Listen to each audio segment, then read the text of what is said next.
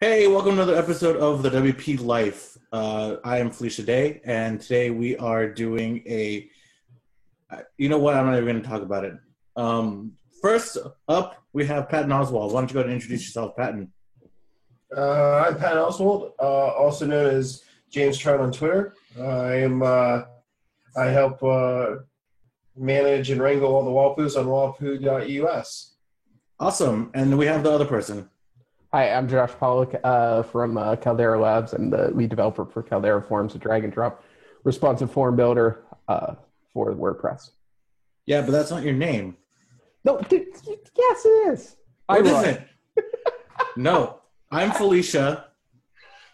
James is Patton. Diet Leader 3000. And you're what was your name? Rob? Ray? Jonah Ray. The host Jonah Ray. There you go. You're Jonah Ray. 2000. Jesus, bro. The new season's been out for like a day. Get with the program. I've been watching other things. I read an article about this and watched 0 episodes. Yeah. Well, Jonah Ray, what are we doing today? Okay, so let me preface this with I'm not a front-end developer and I'm not a violent person. But every time I go to Stripe.com and look at their front end, like their front page, it makes me violently angry with rage, just in terms of the jealousy factor. So I wanted just to like go over how amazing this fucking thing is and talk about like lessons that we can all bring back to our everyday lives. Yeah, creating landing pages with a really great example that makes us all angry. Okay, so I'm going to figure out how to share my screen, which I think is that button. There you go. Are you looking at my screen now? We're all sharing your screen. Okay, but like if you're at home, go to Stripe.com and just look at this shit. Like, first off, notice that all the lines are diagonal. There's not straight lines here. Okay? Yeah, like that. I think in like Design 101, diagonal lines create turmoil, right? It creates turmoil in people's minds because people's minds want grid.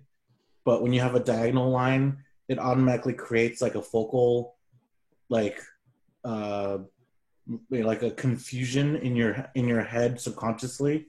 But what's amazing is that we've seen the landing page layout so many times that the straight line is implied that they could like still get that effect, but also like look this fucking good. Yeah, but the problem is this looks so good, and I've done diagonal lines before, but this makes the horizontal line like the redheaded stepchild. Like, it's so bad now, no one wants it. And it just makes it look so dated. It's like, oh, that must be, 2016. Look at you. You got a horizontal line there. Yeah. This is next level stuff. Can we discuss the fact that their screenshots are also social proof? Like, they were like, well, it's a landing page. We need screenshots and social proof. No, fuck it. We're going to do it all at the same time. Like, you want to know what it looks like? And they match the diagonal. Oh, yeah. But, like, their social proof isn't just, like, Shopify and Kickstarter. It's all in Twitter. It's also their screenshots. Yeah, and they're also saying it works on every device without saying it works on every device. Yeah, it's good point. Not just on any device, any landscape, any mode, right? Like, they clearly show you both a portrait and a landscape, phone, desktop. Without even scrolling, I've already like sold. Oh yeah. We're not even scrolling yet. We're staying above the fold right here. For a second, the fact that I could enumerate the number of advantages that YouTube just listed, but it would anger me. Right, that they're doing with like screenshot, social proof, responsive. Can we also pause one more time and just look at the color scheme? Like, it's effective without being evasive, right? Like, it's kind of Twitter bootstrappy without being being customized enough, right? It's bootstrappy without being bootstrappy. It's irritatingly good. Like, what does that background image do? Nothing. There's no image there. It's a couple like gradient shadow lines, but it's so perfect that if I was to try to do something random like that, it instantly feels like, oh, I'm copying. Like, it's so good. But it means nothing to fill that space. Like over on the left, on the other opposite side, on this gradient side, it's just sickening. It's so okay. So, Yes. I mean, this thing's made me angry while looking at it. Previous to this meeting, I have been angered by this site more than once. Oh yeah. So here's the question: do we want to get mad about how good the menus are, or just that first like explore stack animation? I say the menus because then once later we can get mad about all the animations throughout the page. Yeah, they're just wait. Can all of it. Wait, one more thing I want to point out that I just realized while looking at my other screen. F you to Stripe, because that background, that horizontal, that diagonal background, could have just been a JPEG, right? It could have just been a background image, and we still would have been amazed with it. But no, it's an object which has a CSS transform on it. Yep. Which is diagonal. Like it gives it. No. Yes. Yep. And the gradients that are sitting on it are CSS gradients. Like. Okay. They've CSS better than I can think about CSS. Yeah. Right. Like, you know what? Let's just move on. That's too much. Let's go to the. I just can't handle it. Like, we could use an image, or we could just use CSS to make. Fuck it. It's too much. Look at that shit. Look at that. Yeah.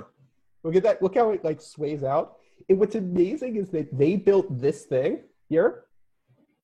Like they built something this good, and then they weren't like, okay, well, we've got 5-6 other menu items. Let's use that again. No, they built something else for the next menu item. Like, look at that. Yeah. Look at how it doesn't like close the menu. It actually transforms the menu that's already open, right? Well, it depends on how fast you switch between them. So if you go from products to developer, it kind of opens and closes. If you go a little slow, or you go from the bottom. But if you slide back and forth, they do totally just transform. Yeah. It's yeah. Especially you can see it between developer and company, the way that those two like slide back and forth. It's sick. But like the fact that this thing they use these 6 icons, which you actually see in the dashboard, right? Like if you log into your account, they use these same icons to organize the dashboard, which is pretty legit that they're creating that kind of consistency. But that they were like, yeah, we're gonna make this full like 6 things with these like scroll over icons, right? And then fuck it, we're just gonna do something totally different here because that wouldn't work, you know? Like but we're still gonna have that base thing. Look how they disappear too. It's did you know? I know that we're talking about the menus, but did you look at the subtle animation on that explore the stack button? Like hover over that. It's like, oh, you're looking at code. You want to check out code? Oh yeah. Go over here because this is an arrow. Oh yeah. That's intense. Can we pause on that though? I don't think we're dead being mad at these menus. Oh yeah, go for it. Because okay, so the sliding is fucking incredible. Pricing. It's got nothing, but who cares, right? But then look at how it disappears, how it like fades back into the page. And look how that gray part at the bottom is like staying there as you move side to side. That's my favorite part actually, right there, is that gray thing in the bottom.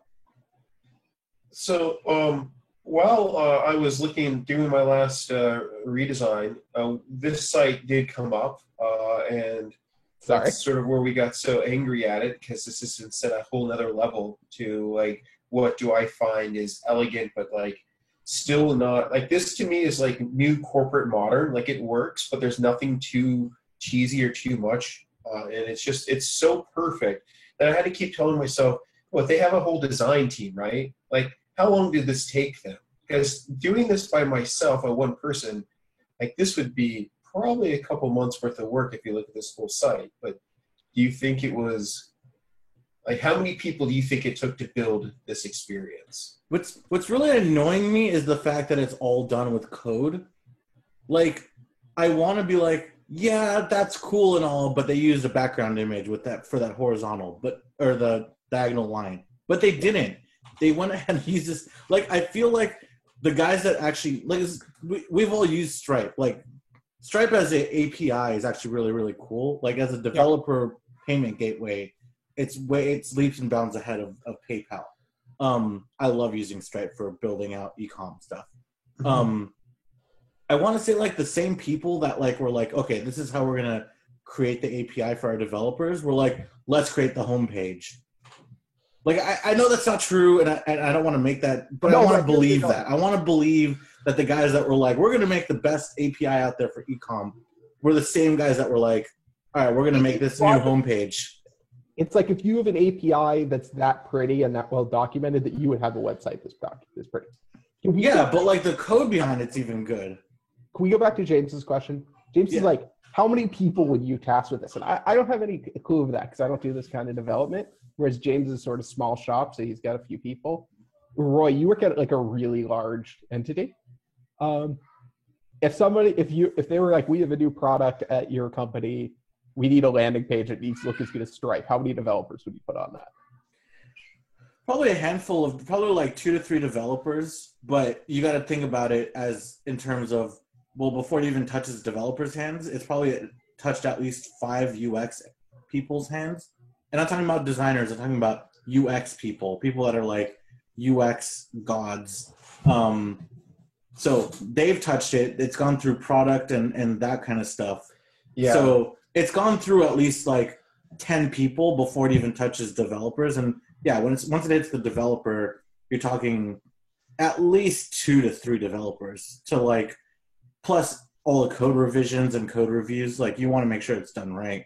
You're right, because I didn't think about that, because I know we do a lot of research and discovery first, but we also don't necessarily have to answer all the time, or if we are, it's a very small sector of like the marketing department of the client's stuff. So they actually do have a whole marketing department, probably like copywriters to help write a lot of this stuff. And I wonder how much of that brainstorming or research happened before they ever even got to like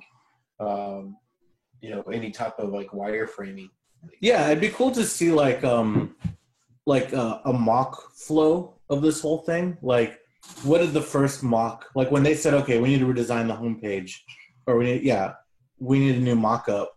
I wonder what the first mock looked like, or what the first like 5 mocks looked like. I wonder if it took them 10 mocks, or did it take them 150 mocks, right, to get to where it's at now.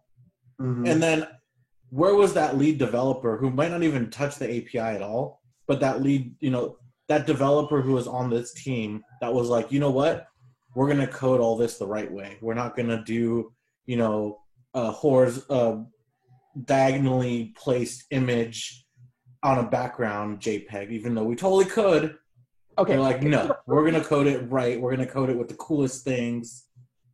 Yeah, let's talk about some of the shit that they did here. For example, James pointed out this incredible little guy here, and I opened up my my inspector here, and I just want to point out that's not, like, if you asked me to do that, I would get 2 images and kind of crossfade between them with CSS transitions or jQuery or something, right?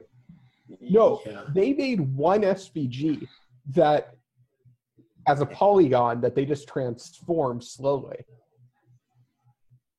Probably done with CSS too, not even like. No, that's an SVG, dude. Look at can you see my screen? But doesn't the CSS dictate the SVG to change, like the points? Yeah, it'd be like a transform, or at least I think that would be the trigger for the polygon. But... Yeah, dude, I don't. Well, yeah, it's like on hover, it does like a slow, like all the points move. Sick. Also, notice, by the way, that they have some sort of analytics system built in where they're like just throwing down a data attribute to record, like data analytics action, data analytics source, like, so they're like tracking all these clicks. Yeah, that's crazy. Like, not crazy, but you should always do that, but that takes a lot of time, like to set all that stuff up and to plan it and track it, and like it's definitely smart. But wow, I like that. I got to give them credit. I like the fact that the class, there's only one class. Yeah. And I'm sure they use it again somewhere else, but like common button, it's easy, it's understandable. It's not like some crazy CSS class that they came up like. Well, no, common button seems to be like these 2 buttons here both have common button. Yeah, so it's probably just like some minor differences that change the colors around, but. Yeah. What is that? Because right now I don't see anything else besides the SVG in there, unless it's calling off like a data attribute to change that to green. No, I think it's a rectangle. Oh, here it is. Yeah, we can probably change that right now. I hate to deface this, but just for science, if we change this to 0, 0, 0. No. That's interesting because the other button is just text, so it doesn't even have an SVG in it. And something else. Look at the CSS for the A, the anchor tag.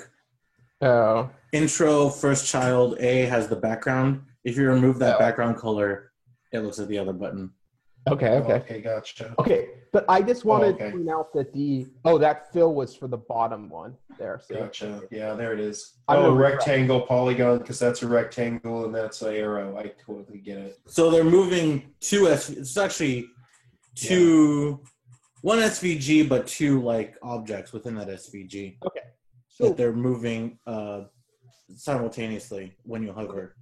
So that's a pretty cool little SVG animation, but that's nothing compared to what the rest of this page has. So let's go a little bit below the scroll here. Yeah, real fast, just so you guys know that those are different images. Like Best Buy and Post, like I see different images on my screen. Oh yeah, no, I have They have several in their refresh line. You have Shopify. I have Saks Fifth Avenue. I have DigitalOcean. I've been to Best Buy's website more recently than I've been to DigitalOcean. I got Kickstarter on mine too. Or do you think that's random? Hold on, let me refresh. Wait, is your DigitalOcean on the tablet or is it on what is it on? It's on the top phone where the Twitter is on Josh's screen. Okay, cool. Because mine's on the top phone too. This one right here used to be Shopify. Now it's Salesforce. Yeah. It's randomized, but it's not like it's some sort of weird algorithm. Oh, I didn't even know about this. Yeah, I just realized it too. Doesn't that piss you off even more now? I would love to produce something like this, but it's not that we can't. It's who has the time and budget to spend an extra sprint or two just on pure polish. Like that half of good design is just good imagery, right? Like we can, like I hate to take the blame off of development, but developers can only develop so much of a design.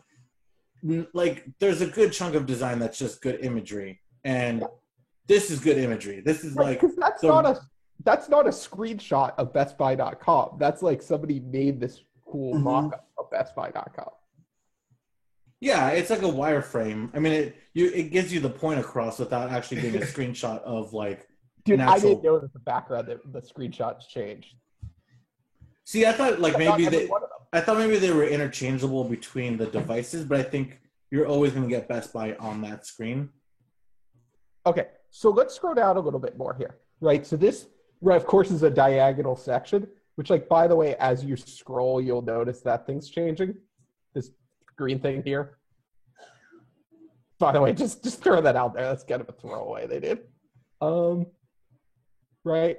Each one of these is, of course, fucking diagonal. And then this right here is possibly the coolest thing I've ever seen on the fucking internet. Right. If you were tasked with that, you would make a GIF, but you are not Stripe.com's front page developer. Yeah. Because that shit is also an SVG. It's a bunch of SVGs. Oh, yeah. It's ridiculous. I think each one of those things is an SVG, and they have it like pull up your DevTools on it. You'll see it's ridiculous. I've done it before. I'm not sure I can handle this again. Like, look at this shit. It's just rotate. It's a whole bunch of things, and they're all just rotating. No, that's the gears. The gears are rotating inside the green circle. Yeah. Point at the actual things behind it. I don't even know how to catch those. Oh, programming languages. Okay. Oh, shit, dude. It's so ridiculous. Those are SVGs, but I think they're no, these are images. Yeah, no, they're SVG images, so they can scale without pixelating. But at least they're not doing what they're doing above. Like this is a little bit more reasonable. This is reasonable. Do you see? Are you watching his? Well, I mean, no, that's not reasonable. Not the animation. I mean, creating those images as SVGs and not actually rendering them like the above SVGs. Like, I just love the fact that it's just like Yeah, in any regards, if someone asked me to do that, I'd be like, yeah, it's a really cool effect. Let's just make a GIF for it, and we'll just throw it in the background. Right? Yeah. Okay, but can we let's just back up a second here. This is a cool little thing here, right?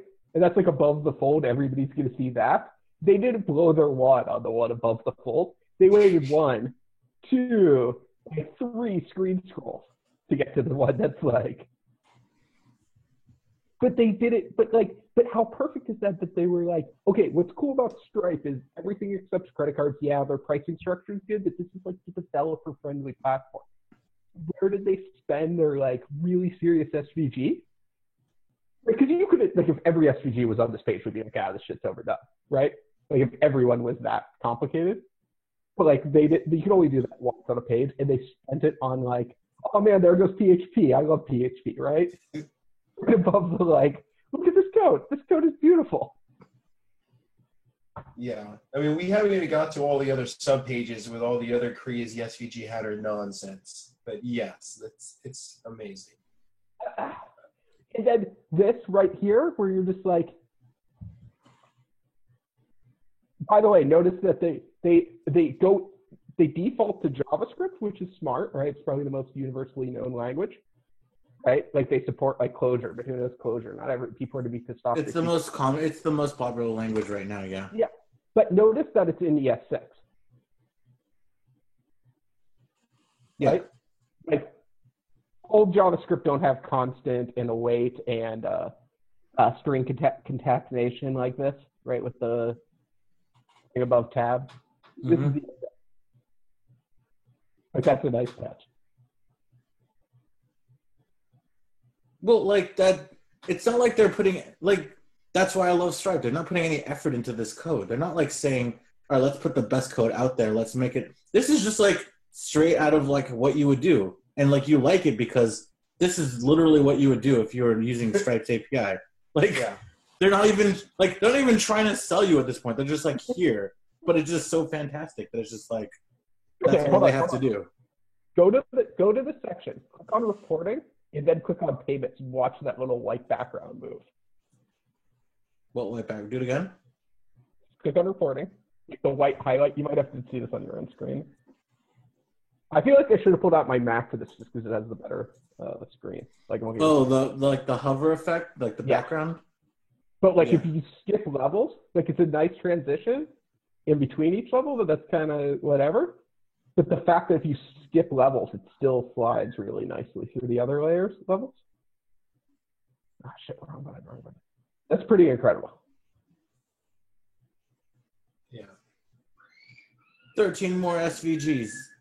There's coming up. There's a pretty smart way to handle. It's a span. Check out that span. Go back to your elements. Yeah. So there's a span above the UL. Now click on like one of the other ones. Yeah. Like, click on reporting again. Weird. That's what it is. That's what moves the thing. I think that thing is the span is the white thing is the span basically. Right. Look at translate Y. 0% the first one, 100% the second one, 200%, 300%. Is there anything in that span? No, it's just that white with the looks. I mean, I guess it's like a white background. Border radius. It's just a shape, but it must be like by default. It must be here, and then that transform Y is what moves it down. That's why it's so smooth, right? I bet if I do 125, it'll be in between. Yeah, see? Yeah, but that's so... Right, but like... Why are we talking about this? This is making me so sad. Like, it's so cool. Like, and it's so simple. And it's so amazing. Look at what you're looking at, though. I mean, at this view, even though it's so clean and so simple, there's literally 4 SVGs on the screen right now. 5, if you count the arrow. Everything else is just clean typography with CSS, light drop, shadows, spacing, and then like background colors. And it just fills it out so nice that you don't need supporting images to make it work. And I mean, granted, we're just looking at shadows. Like, who uses drop shadows anymore? And they were like, "Eff it, we're gonna use drop shadows. We're still gonna make it look good." Like, no one uses drop shadows anymore. By the way, let's just throw out that the markup here, section, nav, select, right? That's semantic. Oh, very semantic. Like, for all this cool shit, that's still like symbol semantics. Like, you could probably navigate well with a screen reader. Reader. I just love how the div ID programming language is just like, it's just flickering over there. Yeah. It's like the nightclub going off over there. Yeah. I just scroll back up and look at that. That's so crazy. They should just open source this homepage. Like, if they just open source just this one page, I would be like, all right, I'm amazed. Like, this is incredible. Can we, I'd like to point something else out here, just in terms of quality of development. It's that, this thing, that can't be right, that this whole thing is 266. Is what? My cache is turned off, and I just loaded this thing. It took 266 kilobytes, 269 kilobytes. The only way that might be possible is if those top images are also SVG. Not stupid. They are, I mean it respectively. James, they are SVGs. There is no images on this site. The Shopify is an SVG? Yes. James. No, can't be. Oh, it totally is. James, there is not a single fucking image on this entire page. They just took it up another level. Damn. There's 2 CSS files. There's 2 JavaScript files. There's a bunch of there's more JavaScript files. And there's a bunch of fucking SVGs and shit. Oh, no. There's some GIFs. But they're all tracking GIFs. They're all they are tracking GIFs. Oh, no. This is... Hold on, there's a PNG. Here's a PNG. What is this? Oh, it's their... Okay, so there's one... It's a tracking pixel, I bet. No, I think that's for your, to save it to your iPhone home screen to give you, a quick jump button on your mobile devices. So I don't even think it's part of the page. Oh, yeah. I think it's if you bookmark it. Apple Touch. Yeah. I was also curious about that, the performance of it. So I quickly did a web page speed test on it. To do that. It was like -5 seconds. Huh? It was like -5 seconds. Yeah. You're time traveling when you use it. It's really weird. Like, all 3 tests are consistent at 3 to 3.5 seconds load. That's incredible for that kind of page. With that much functionality on the page. What's the time to first, what's the actual, usable? When does it become usable? I'm doing it right now, too. First byte is at 0.85 seconds. Document complete, 3.5. The whole notion of the fact that they didn't use images on this, and the whole thing weighs 273 kilobytes. Downloaded in 1.6 seconds. Like, if you look at the waterfall of one of the loads that I'm looking at, there's a lot of things loaded. Not too many things, but a lot of things are being loaded. But everything is milliseconds. Nothing is above half a second. It's ridiculous. Oh God, this just makes me so sad. They're hosted on Amazon. Just check that. They're probably on, some AWS. They're probably on their own hosting because, they're just that good. So here's the point, really, of why we're here tonight. Look at these things at the bottom here. Look at this footer. Yeah. Look at that Kickstarter bar where all our logos, that is pretty crazy. When you hover over that, it's yeah. I didn't even see that, James. Yeah, well, yeah, I saw that, and then I was like, that's amazing. Now I can't do that.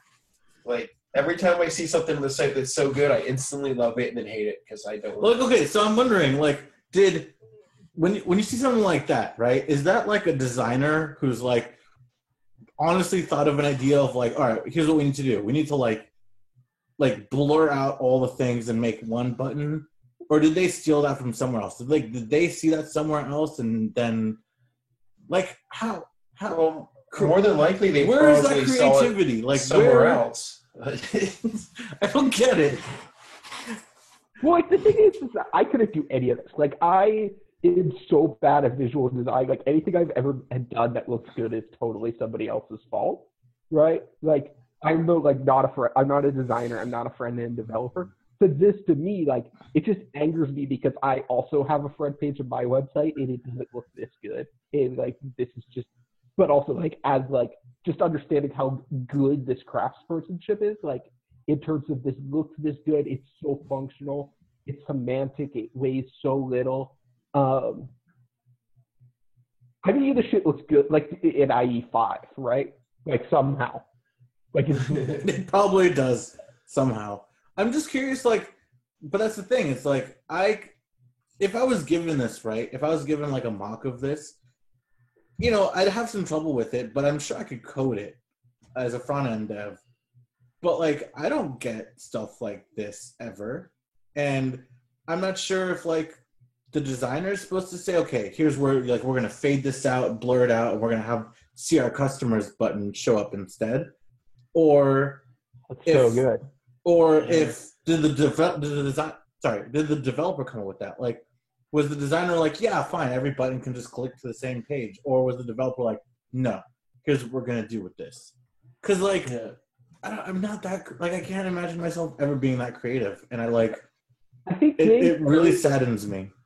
Nobody's gonna spend the extra 2 sprints on this kind of polish. That's the thing, yeah. Like we do this, and we can get pretty close to this, but if you've already spent 6 sprints building something like this and the client just wants to launch and they don't really have an extra 10,000 laying around to be like, okay, we're going to make things jiggle real nice. Like, it's... Look at how this element that's like at the bottom of the page, it has like a totally different, like this mouse over effect, that's not done anywhere else. Like they were like, yeah, I know we're like almost to the end, but let's design a whole other system of cover. Make it decent for these things. Yeah, you and I get it. There's still more horizontal lines, and they're all diagonal and stuff too. Do you see that back there? Like they carry it through more. Barely, you barely see it, but yeah. Last time I did that, people emailed us every day. I think your site's broken. We're like, no, we were being artsy. Like, what I don't like, I get like, because you're an agency model, like, okay, so you don't want to get someone to spend another, like, no, you're not going to want to spend 2 sprints on the jiggle factor. But I mean, I would love to if someone was willing to spend that money. It's so nice to make it awesome, and I mean, it goes from uncanny to amazing. With just a little bit of margins, you know. That's what I was talking about earlier, though. Like, I'm wondering what the mocks look like from start to finish, and then did development have mocks in itself? Like, did version 10 of mock get coded, and then they were like, all right, we need more jiggle factor. Oh, we need more of this. Did they go overboard? Was like everything like super SVG'd and jiggling, and they were like, no, let's scale it back a little bit here. Like, what were these people like? What were the meetings like? What? You know, I have transcriptions. Next time we review a site, maybe we get someone from that team on the podcast and we can ask them. Yeah, can somebody from Stripe come on? Like, yeah, I know that we have a very popular podcast, so someone from Stripe has to be watching right now. So if you're watching from Stripe, please just comment and send me an email and just send me logs of like your meetings and all your mock-ups and stuff. I'm not joking. Like, can we, like, seriously, like, let's send this to Stripe and be like, we fucking love your website. It's the most amazing thing ever. We did, however god-awfully long this episode is. If you're still watching right now, because I'm seriously going to send this link to them, please, my email is josh@calderawp.com. Roy is roy@roycvaughn.com. Send us a message, because I can't remember yours. James would easily use ink. Send us messages. Send us some like cool free Stripe t-shirts too. And also like agree to come on the follow-up episode crowd where we like get down and dirty with how the hell this works and what went into it. Yeah. This is insane. I don't even do front-end development. Like James is like, yeah, I guess I could do this if I had infinite time. I'm like, there is no, like, I couldn't make the bad version of this without the jiggle factor. That's the thing. Like, I would need something to look at first, and something had to have been done that was great. I'm just curious how much of this was developers going, hey, we can do this, let's do this, and how much was designers, like UX designers going, hey, we should really, do this, and have developers are just following along. But also, like, the discipline of, because I can imagine if I was like, okay, I have $100,000 to make a beautiful website, I would, like, lock a bunch of developers in a room with, like, an Xbox and some drugs for a while and be like, make the coolest jiggle effects ever. And then I would want all of them, right? And it would be terrible. The end result. Like, where was the discipline that went into, like, okay, we can do, like, all these crazy cool things. Like, we can make that spin and it'll look amazing. But, like, no. Like, it's just going to do that. Yeah. I mean, some of it's really subtle. Like, that developer programming language disco thing. Like, the gears in that green thing are turning. We can't talk about that green disco. But, so I did study this site pretty in depth a couple weeks ago, just because I was in awe by it. But at the site as a whole, I do feel there's about 3 different design styles going on as you actually get through. So it seems like there was like a couple different revisions. Like the docs are one style, which are still beautiful and amazing, but they're super simple. You have another style in some of the sub pages that are a little bit more extreme, or maybe they're still the same style, like the cleanness, but they all have their own little like feel to them. So I can see how the site's been evolved and changed, and yeah, no, definitely the docs, they haven't changed the docs, and I don't mind the docs the way they are, and the API documentation, like the one with the sample code, is actually pretty good. It's like one of my favorites, actually.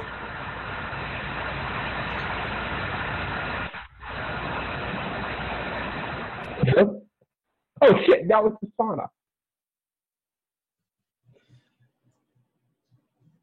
And Instacart banana. Okay, I can't take any more of this, guys. It's too much. So let's just do some quick takeaways. If you are using WordPress, give up. Stop. You're doing anything with your life. If you're a front-end developer, get a job at Stripe. If you can't, you failed. If you're doing anything else, why? Yeah. But if you're like, you really, really, really want to stab yourself with a spork in the eye, try to do cool stuff with your landing page, because it goes a long way. Like little nuanced things. I don't know, like, granted, we're 3 developers looking at this thing and we're like completely amazed. But that's the thing, they're selling to us. They are selling to us, which is like, which is part of the whole thing. Well, we all use it, right? Because I think it worked. Like, I'm sold. I mean, yeah, but I was sold a long time ago. Like, this landing page sells me more, and like, it just puts me in deeper love with the love I already have with Stripe. Like, it's not like selling me on Stripe again. I've already sold myself. Like, Stripe had my heart like ages ago when their API first dropped. I was like, this is amazing, awesome. I'm never going back to anything else. The level of polish on this, though, does bring a big trust factor. Like, oh, I can trust these people with my money. Look at their site. It's like, it's impeccable. Like, well, yeah. So like the one thing that I've had problems with in the past with consulting is actually getting my clients to like Stripe, right? Because PayPal has the brand name. So this is definitely going to help in the future with saying, hey, use Stripe. And if they come to this site, they're going to like it a lot more than PayPal. Like, PayPal's site's not horrible or anything, but it's not this. But also as a business owner who like has to look at this and then has to look at his own site and cry inside, I think it's important to note that like this is the thing you do when you're scaling, right? Right, like Roy, you were with me at LoopConf, and we watched. Jason Cohen gave that talk, and he was like, when designers are worried about growing their business, they change their color palette, and like future successful business owners like do the things that actually sell products. And he was like showing like terrible screenshots of like old versions of WPEngine.com. Like, he's right, but at the same time, today's version of WPEngine.com is really, really well done, right? Like, it's not that same thing they had to begin with. They've done a really good job with it. But like, that's because they got past the beginning, right? They're like at that scaling point where like you need to get a mass market audience, that you got to have a beautiful scaling, like front page. Like, this isn't, you would be stupid to spend this much money on a website for your brand new or 2-year-old product, right? Like, this is something you do when you're trying to go from successful to huge. Yeah, but how long has Caldera been around? Yeah, but we're not at like where Stripe was 2 months ago.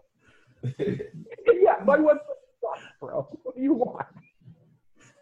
But I agree with Josh. Like, to spend this much money on it, if I would not tell a client to spend this much money unless they had it, unless they were going to do something like, and they're the purpose of scaling or acquiring something or repositioning, and they are. I mean, we have done much larger client work, so I mean, I'm not saying that's impossible. Your average client, I'm going to tell them, do not waste this much money on this. Like, your time and money is more valuable spent getting up a basic version and start buying some Facebook and Twitter, Instagram ads until you get your SEO value up and get some real testimonies and push your product that way. Like, to spend 2 to 3 or more sprints on this stuff, as much as I would love to do it, it just seems like it really is so much wasted polish money. Are there any takeaways? Describe the product they launched with, right? I mean, this describes the product that they matured, into. Yeah, so it's amazing and beautiful. So if you are just coming into it, or maybe not brand new, but like you're newish, right? You're in that first, let's say, 2-year time span, which Josh arbitrarily set. So you're in your first 2 years. What can you take away from this landing page that you would implement? Like, what are some things that you should implement on a landing page that aren't like over the top, not needed for someone that's 2 years old or younger? I just like how simple it is, where they're not trying to fill it, to the brim. So there's still a little bit of spacing. If you removed the SVG images, the page itself is pretty simple. So they're not trying to do too much. They have a simple call to action at the bottom, clear spacing, which gives it breathing room, and it's not overwhelming, or it doesn't make you feel nervous from too much nonsense or where to go next. So, I do like the fact that their call to action in the top, like the top header area, which is diagonal, but the top header area has 2 call to actions, which a lot of landing pages do, but they're not overly in your face huge buttons that are like red and blinking, right? They're like they're still pretty muted on the color scheme. They're definitely call to action buttons. You could tell they're buttons, but they're not like insane like big buttons. And I like the fact that the emphasis of those 2 buttons, if you look at them, the more intricate button is explore the stack, not create account. Like, they did the SVG animation and added the background color to the explore the stack, right? So they want you to learn more about their product before they tell you to go buy something. I think that might be a good takeaway point. Like, if you're going to do a landing page, maybe subtly try to get people to learn more about it before you sell them, because if you have a good product, it'll sell itself, and they'll eventually create an account. But I like the fact that the emphasis isn't on F you, pay me now. It's on the learn about us and you'll love us, basically. Yeah, I mean, it is much more of a soft sell, because they are so, I've been using the word a lot as polished, because they know it's so good. It's like, sure, like, start here, take a tour, enjoy yourself. Like, it's. But also keep in mind that creating an account doesn't make them any money, right? Like, they don't, like, it's a free account. They get money when you use it. So they have a better interest in you learning how great it is to use and all the things it can do than in you creating an account. Like you creating an account is kind of doesn't give them any money. You know? Correct. Like, so that is like the most important thing is that you as a developer become convinced that you can implement this and you actually go ahead and implement it. Like that's what leads to them getting paid. Just out of curiosity, if you want to take a look before we close it out, here, I'll send you a link on Zoom. Out of curiosity, Roy, how many times did you deny that we could do more than 5 minutes on this? Yeah. I sent you a link. Click it in the screen share and open it up. Oh, sorry, I'm grooving. Oh, wow. Good point. Yeah. I don't know how to get back to that. Hold on. I remember, we've only talked about the first page, so you guys go explore yourself how amazing some of these other sub-pages are and some of the SVG animations.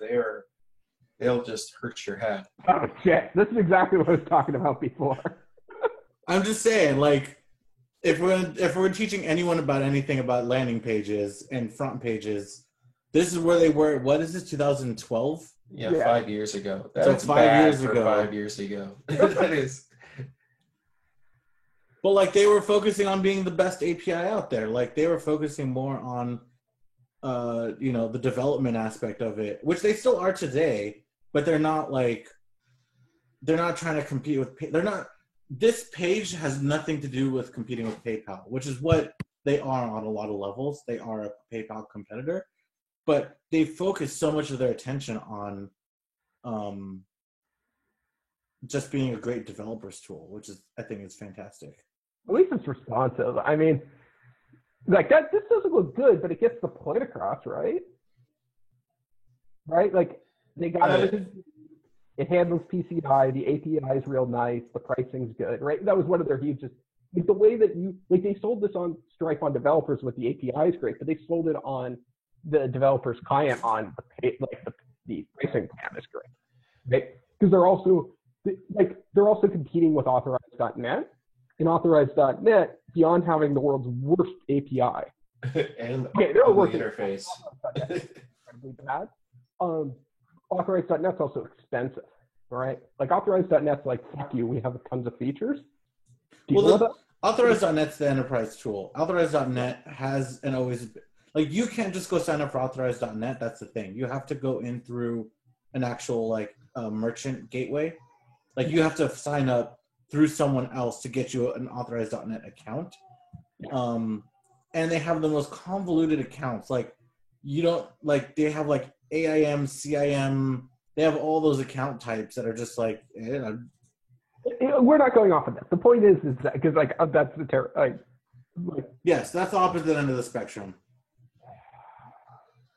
But even from day one, look, they had that thing where it was like you could switch languages right here on the front page. Like that's pretty good stuff. Again, they've always been a developer-focused tool. We love them. Us three love them because they focus. We are their target market. Yeah. Okay, I can't handle this shit anymore. Like all the right. fact that I have to continue to run a business that doesn't have a website that good, and also I have other code to write. If anyone wants to spend, a few sprints just making their site look awesome and amazing, we could spend that money on marketing, or we can make things SVG animate. Just hit me up. We can. So our main takeaway is that somebody needs to do. James, it's not about money. It's about the fact that James wants the personal engagement that comes with making spinny SVGs. That's true. With a large amount of money in the marketing budget, easilyamused.com, right? Yeah. Like that's our takeaway. It's just go to easilyamused.com with a large stack of cash.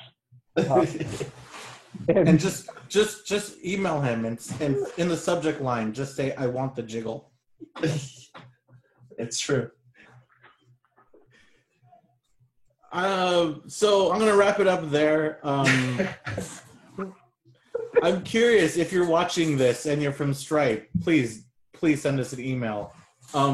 If anyone's actually watching this at all, feel free to shoot us a comment or something with any other landing pages or sites you want us to take apart. you know, we both, all three of us love Stripe. I'd love to see a website that we'd all hate and just take it apart. But, you know, Like, so if, we'll use it as a service, like WP Life, the commentary service. Like if you need your website, you know, professionally reviewed by 3 amazing developers and probably some rotating other guests, shoot us a link to what you want us to do, and we'll record it, and you'll get some exposure and hopefully some good reviews from us. With that, subscribe, and I will see you guys all some other time.